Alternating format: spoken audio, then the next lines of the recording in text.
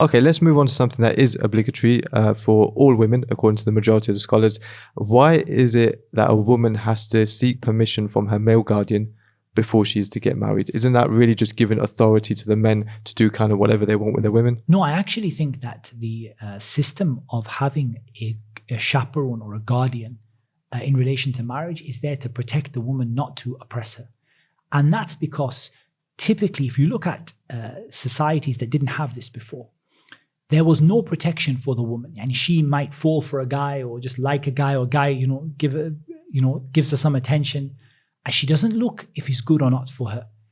Or when it comes to negotiating or discussing about things like the mahar, about how much money she's going to receive when she gets married, or what he's going to give her, or where they're going to live. She doesn't have anybody to stick up for her. She's going to sit there and negotiate with the guy's family like that.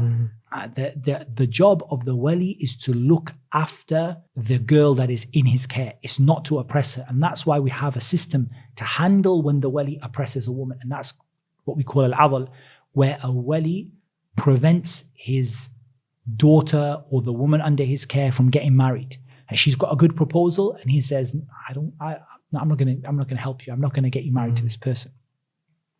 And in that case, she has the right to go and complain. And until today, this is very common. And if you go to the courts, or you go to the masajid in the countries where there aren't courts, it's full of people coming and say, this is what's happening. And the imam simply says, okay. Or the judge simply says, okay, bring the father to me. What's your reasoning behind refusing this proposal? He said, I'm refusing this proposal because, I don't want her to marry a religious guy, or I don't think it's good for her to marry a religious guy. Straight away, he takes that right away from the parent, give it to somebody else, or he takes care of it himself. The whole purpose of this is to protect the woman. That's why the Prophet ﷺ said, Inni uharrij alaykum haqqa da'ifayn. Aw kama qala ﷺ. He said, I'm going to burden you men with two things. Haraj, the religion is not a religion of haraj, right? Yeah. Two people in society, you have to take care of them. Al-yatim wal-mar'a. Wow. The orphan and the woman. You have to take care of her. So the job of the wali is to find a good person for her, to make sure that her decision that she's made on who she wants to marry is being made with her eyes open, and also to make sure that the marriage itself, she's getting her rights.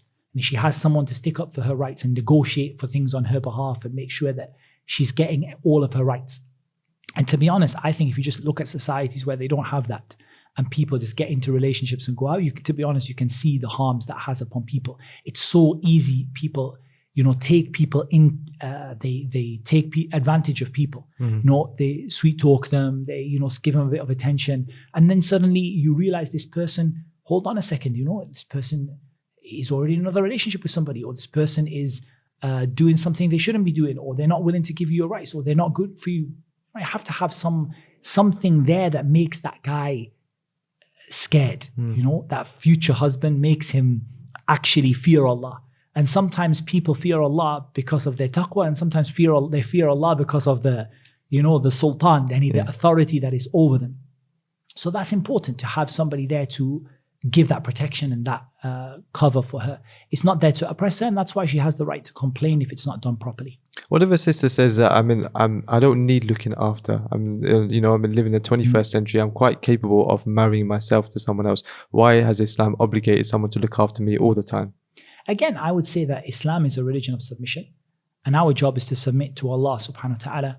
And if that's what Allah Azza wa Jalla has legislated, there are many times we think we know something is good for us and it's not good for us. وَعَسَىٰ أَن تَكْرَهُوا شَيْئًا هُوَ خَيْرٌ لَكُمْ. Perhaps you hate something, it's good for you. Perhaps you love something, it's bad for you. Wallahu a'lam. Wallahu ya'lamu wa antum la ta'lamun. Allah knows and you people don't know. Many times we think we know what's good for us. And yes, there is a movement in this society that's telling women that you don't need this, you don't need this. But to be honest, when you just open your eyes and look around you at other people, you actually see how much it's needed. And you actually realize that, to be honest, yeah, it is needed. And yes, it's also needed for the men to take that job seriously, because there are situations where the wali doesn't take the job seriously. The wali is just, either doesn't care. A lot of times in cases of Muslim revert sisters, the wali doesn't care. Just bring anybody, just, I'll say, I'll sign the necessary form or whatever. But actually those marriages, subhanAllah, there are difficulties in that for many people. Not for everyone, but for a lot of people there are difficulties. And again, we also say and remind people that it's not about individual people. There are individual women who be perfectly capable of and fine if they did this by themselves. But it's not about individuals. It's about what's right for the whole Muslim community. And it's about showing your submission to Allah in Islam. This is what Allah has decided for me. I believe that there is a wisdom, whether I can see that wisdom or whether I can't see that wisdom. For me, I look at it and to me it seems very clear, but maybe that's through marriage counseling and dealing with divorces and things like that, that it seems to me to be very, very clear. But if it's not clear to you, you only have to establish, Allahu amrana bihada. Is it Allah who commanded us to do this? If yes, then Allah Azza wa Jalla la yudhi'una. Allah will not let us cause us to be lost. And both sides have to come with their part. Obviously, it's for the women to submit, but also for the men, it goes back to that qawwama not being something praiseworthy or something good. It's actually a huge responsibility that they're going to be questioned about on the Day of Judgment. It's a huge responsibility. Allah Azza wa Jalla said, وَأَخَذْنَا مِنْكُمْ مِيثَاقًا غَلِيظًا. He took from you a heavy oath. It's a weighty responsibility. Marriage to a woman is a very, very heavy responsibility and a serious thing in the sight of Allah. And the one who doesn't treat that woman well, they will have to answer to Allah Azza wa Jalla Yawm al-Qiyamah for that.